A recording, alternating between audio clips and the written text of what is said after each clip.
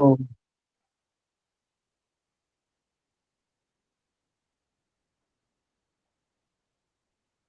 ओम।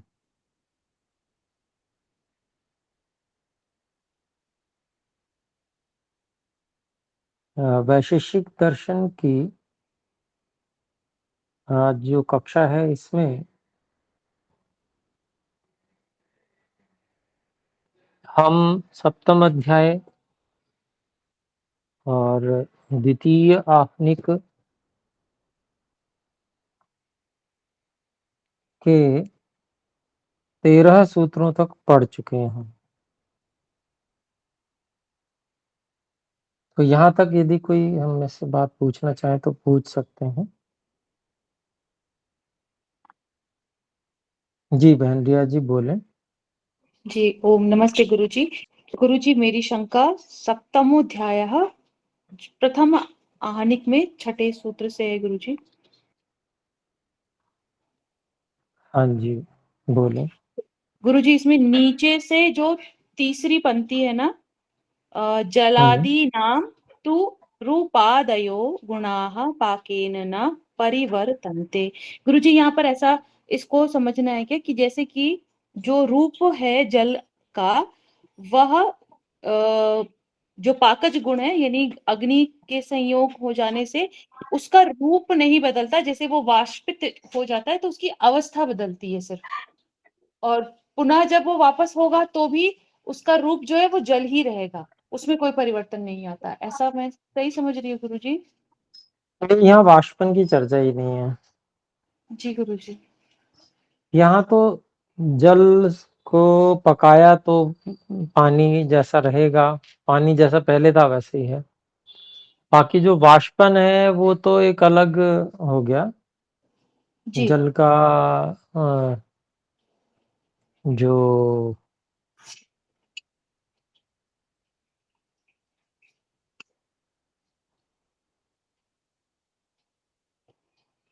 मतलब ये कि जैसे गुण परिवर्तन उसको हम कहेंगे कि जो वापस नहीं हो पाए। मतलब जैसे आप ठीक ही समझ रही हैं कि वाष्पन किया है, उसको ठंडा करेंगे तो फिर पानी बन जाएगा ज्यों का त्यों, उसमें कोई अंतर नहीं आएगा। लेकिन जी मिट्टी अलग है। जी मिट्टी एक बार पक गई तो वो वापस नहीं आएगी।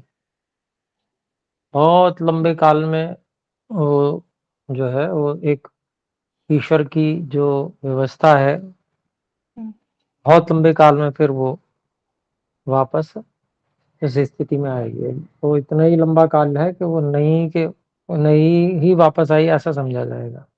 जी गुरुजी। जी ये स्पष्ट है गुरुजी। गुरुजी और इसकी जो अगली पंक्ति है वो ठीक से स्पष्ट नहीं हो पा रही है कि जो द्रव्य है उनका जो रूप आदि गुण होगा उसका असमवायी कारण परमाणुगत रूप होगा। ये पंक्ति गुरुजी एक बार स्पष्ट कर दीजिए। तत्र पाकज गुणानां रूपादीनां समवायी कारणम घटादय। तो पाकज जो गुण है वो रूप आदि, उनका जो समवायी कारण है वो घट आदि द्रव्य है। फिर है पृथ्वी परमाणु गता रूपादेव गुण।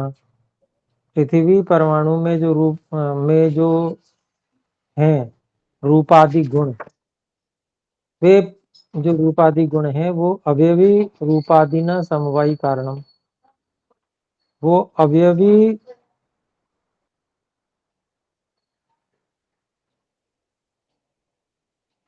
रूपादि नाम असमवायी कारण, अवयवी का जो रूप आदि है उनके असमवायी कारण है। जी गुण तो हमेशा असमवायी कारण ही होते हैं।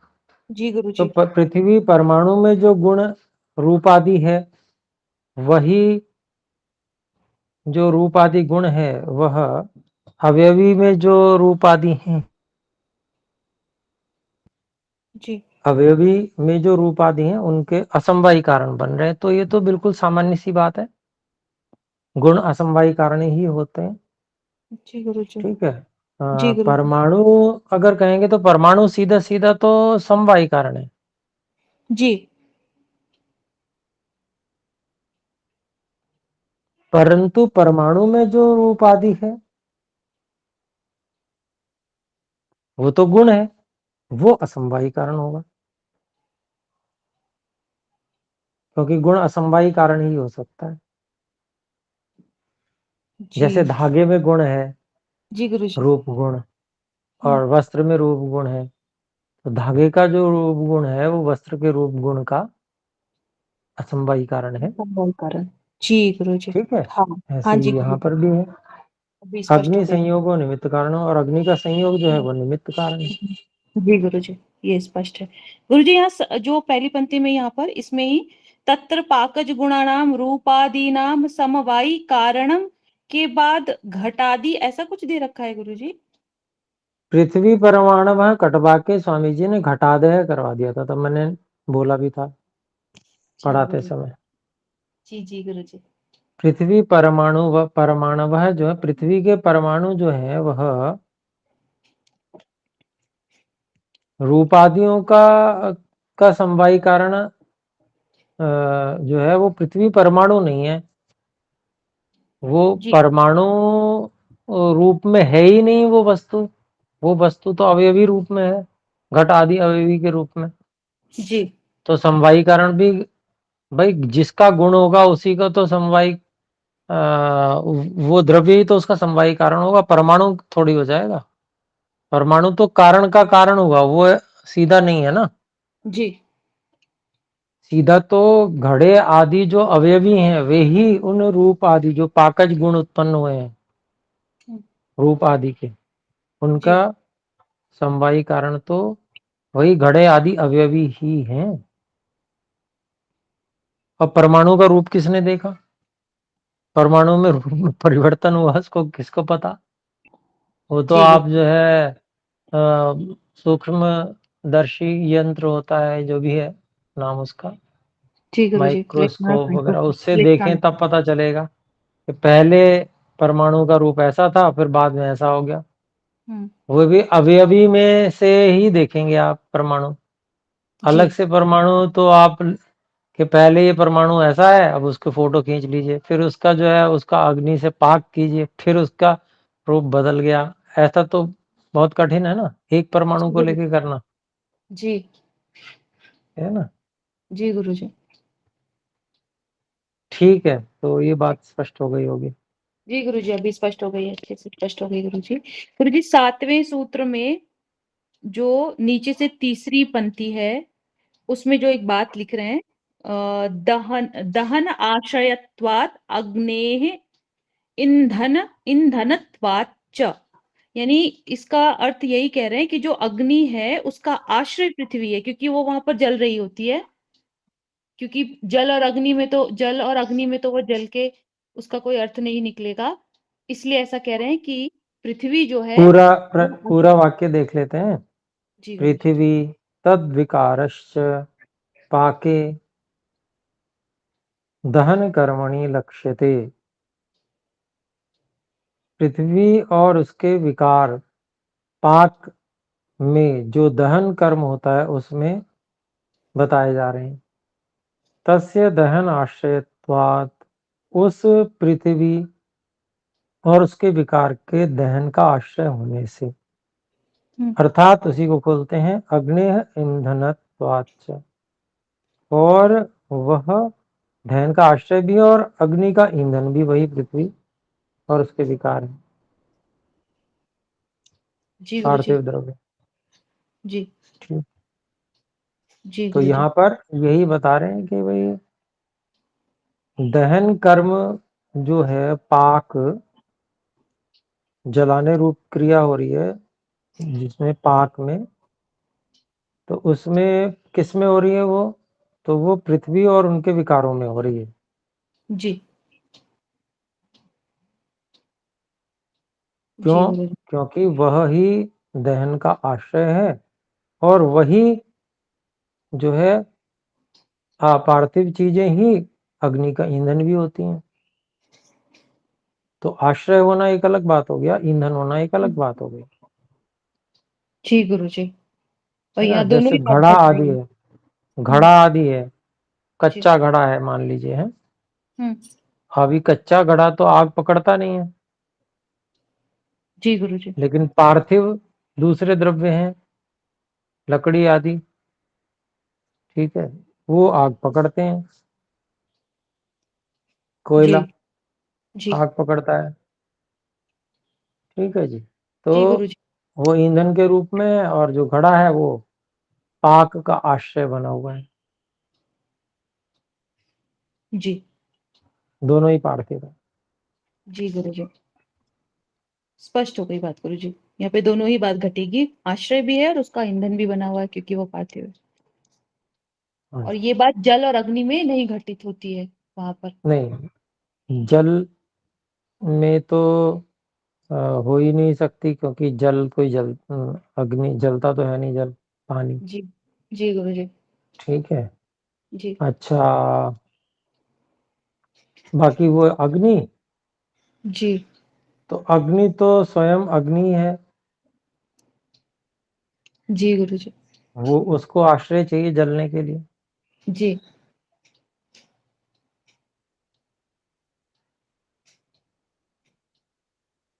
जी गुरुजी, स्पष्ट है।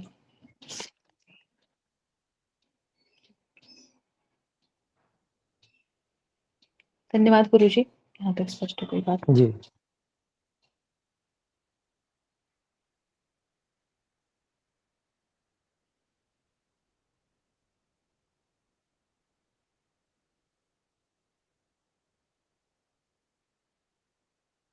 जी, तो ठीक हो गया यहाँ तक। अब आइए आगे बढ़ लेते हैं थोड़ा सा। जी गुरुजी। 14वें सूत्र की भूमिका है संयोग विभागौ स्वकार्ये समवायित्वेन तथा स्वकारणेन्वयित्वेन कुतो न विद्येते अत्रान्योऽपि हेतुरुच्यते। तो इसको अलग अलग करके देखते हैं। संयोग विभागौ स्वकार्ये समवायित्वेन तथा स्वकारणे अन्वयित्वेन कुतः न विद्येते अत्र च अन्यः अपि हेतु उच्यते गुणत्वात्। तो संयोग विभाग अपने कार्य में समवायी रूप से तथा अपने कारण में अन्वयी रूप से क्यों नहीं रहते हैं, उसका एक अन्य भी हेतु यहाँ पर दिया जाता है गुणत्वात्, क्योंकि संयोग और विभाग गुण है। तो संयोग विभाग का जो कार्य है वो भी गुण ही होता है, और गुण में गुण नहीं रहता। ऐसे ही संयोग विभाग का कारण भी क्या है, वो भी कर्म है, तो कर्म में भी गुण नहीं रहता। तो गुण होने से संयोग विभाग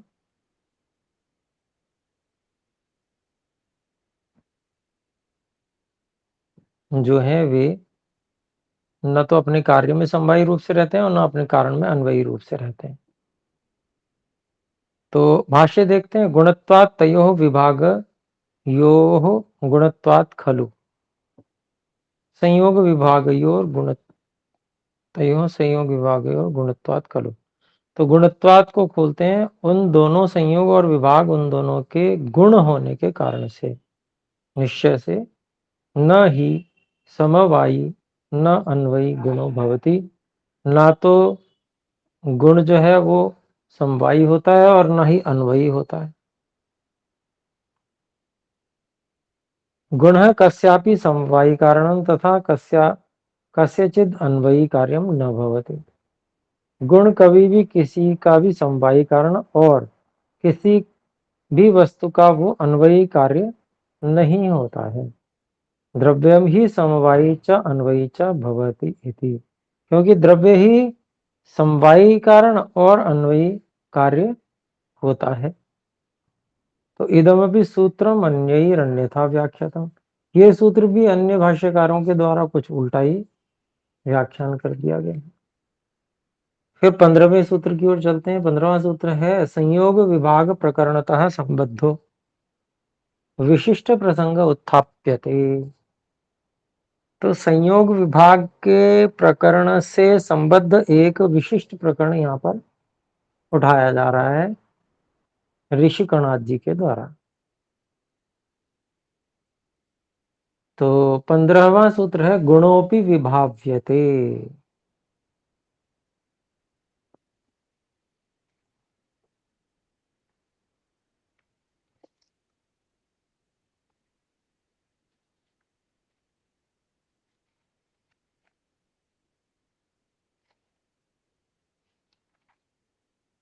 तो गुणोपि विभाव्यते का अभिप्राय हुआ शब्द से केवल द्रव्य का ही कथन नहीं होता, किंतु गुण और कर्म का भी कथन होता है।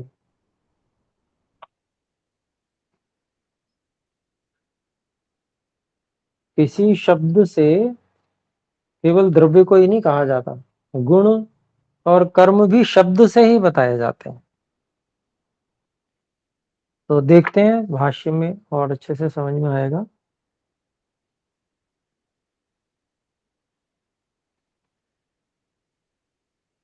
गुण अपि विभाव्यते, गुण नहीं, संयोग विभागजन्य शब्द संयोग और विभाग से उत्पन्न होने वाला शब्द है। तेन शब्देन रूपादि गुणोपि निरूप्यते, उससे शब्द से रूपादि गुण भी निरूपित किए जाते हैं, निर्दिश्यते निर्देश किए जाते हैं, संकेत्यते संकेत किए जाते हैं।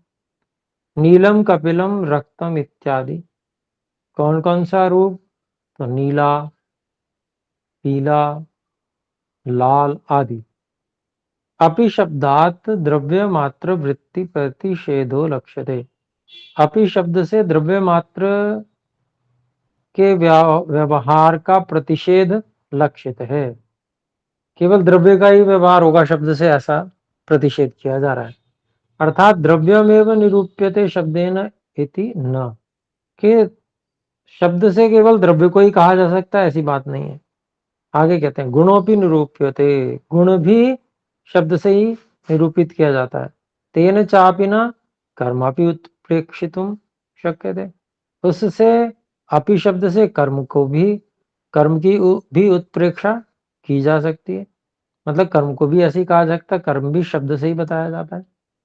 गच्छति पचति इति यथा, जैसे गच्छति शब्द ही है, इसी से कर्म बताया जा रहा है, पचति कर्म हो रहा है वो बताया जा रहा है, जिस प्रकार से। तो यहां तक हमारा सूत्र का भाष्य हो गया और यहां से आगे अगले सूत्र की भूमिका है, यानी कि 16वें सूत्र की भूमिका है। एक मिनट,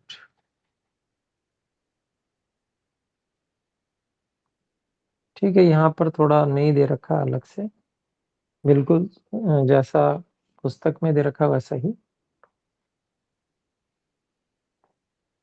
तो ये स्वामी जी ने अलग 15वें सूत्र की का भाष्य पूरा हो गया वहां तक, यथा तक।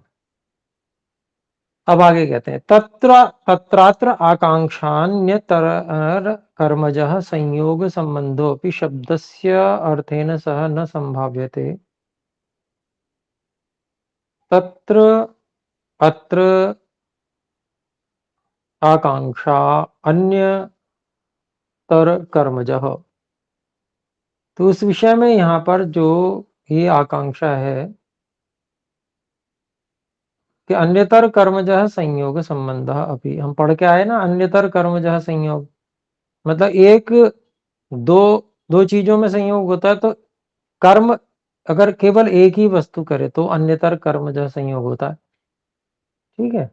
तो अन्यतर कर्मजः संयोग संबंध अभी, एक के द्वारा कर्म करने पे जो संयोग हो रहा है वह संबंध भी शब्दस्य अर्थेन सह न संभाव्यते, तो वह संबंध भी शब्द के अर्थ के साथ में संभावित नहीं होता है यदि द्रव्यमेव शब्देन निरूप्येत। अगर शब्द से केवल द्रव्य का ही निरूपण किया जा सके तो फिर संयोग का संबंध जो ये कहा जा रहा है कि भाई एक अन्यतर कर्मज संयोग है वो, तो ये कैसे शब्द से समझाया गया? द्रव्य के अलावा गुण भी समझाया जा सकता है, इसीलिए तो समझाया गया, ये कहना चाहते हैं। तो भाई अगर नहीं समझाया जा सकता है, केवल द्रव्य ही शब्द से निरूपित किया जा सकता है, तो फिर ये नहीं कहना चाहिए था, ये तो बल जबकि कहा गया, समझाया गया। तो कहते हैं तदान्यतर कर्म जो शब्द कर्मज संयोग संबंध कल्पयितुम शक्यते। तब तो अन्यतर कर्मज अर्थात किसी एक के द्वारा जो कर्म किया गया, कर्म से उत्पन्न शब्द कर्मज, शब्द के कर्म से उत्पन्न संयोग संबंध कल्पित किया जा सकता है।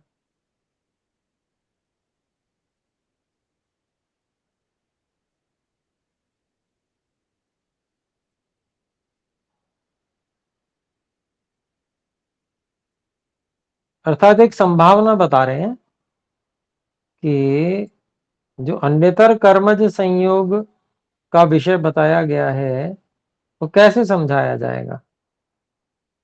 कोई ये कह के तो समझाया नहीं जाएगा कि द्रव्य कर्मज है या शब्द कर्मज है।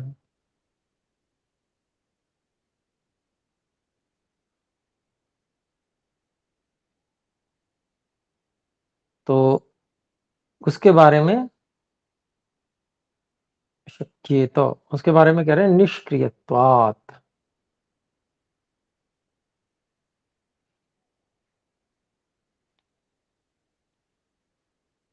निष्क्रियत्वात् का मतलब हुआ शब्द के कर्म रहित होने से शब्द और द्रव्य का संयोग संबंध नहीं होता।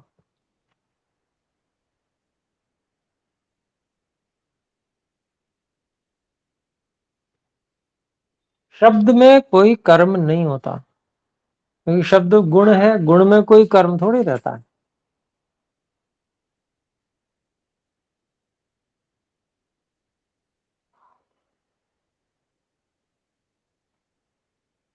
निष्क्रिय होने से, शब्द के निष्क्रिय अर्थात कर्म रहित होने से शब्द और द्रव्य का संयोग संबंध नहीं होता।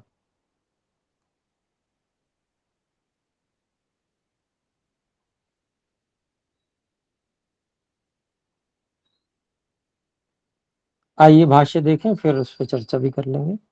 निष्क्रियत्वात् रूपादि गुणेन द्रव्येण सह शब्द से संबंध, रूपादि गुण से जो द्रव्य, ऐसा द्रव्य जो रूपादि गुण से युक्त है उसके साथ में शब्द का संयोग, शब्द का संबंध शब्द कर्मजन्य संभाव्यते, शब्द कर्म से उत्पन्न, शब्द के कर्म से उत्पन्न संभावित किया जाता है।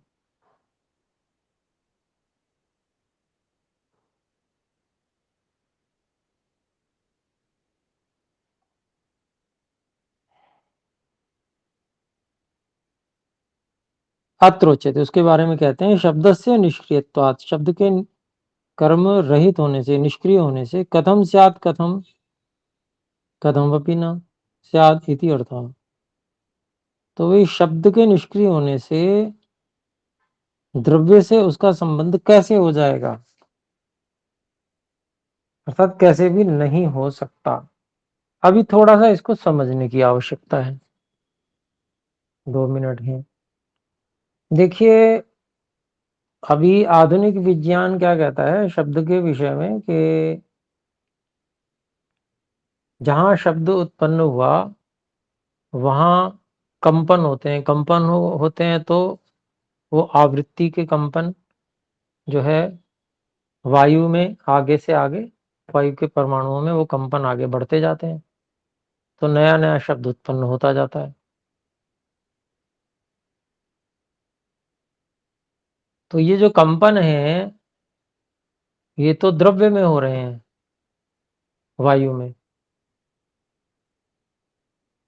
और उन कंपन के कारण से, कंपन जो आगे से संयोग हो रहा है कंपन का, वो संयोग होने के कारण से शब्द उत्पन्न हो रहा है।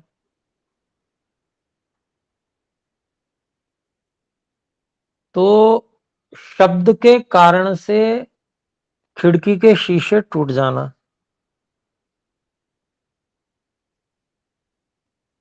ऐसा जो कहा जा रहा है ये केवल एक कथन मात्र है।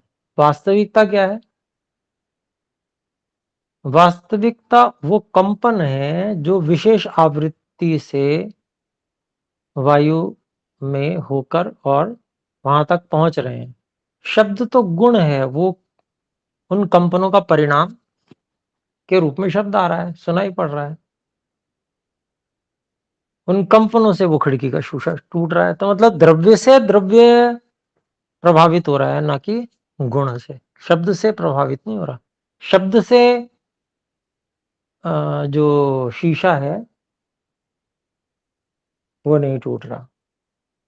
शब्द का संबंध जो है वो शीशे से नहीं हो रहा। अभी अगर ये आप लोग ये समझ पाए हैं तो इससे आपको ये सारी बात समझ में आ जाएगी, क्या समझाया जा रहा है। तो इस पे विचार कीजिए, नहीं समझ में आया तो अगली कक्षा में पूछिए। आज इतना ही रखते हैं। आइए एक बार मिलकर ओम का उच्चारण करें। ओम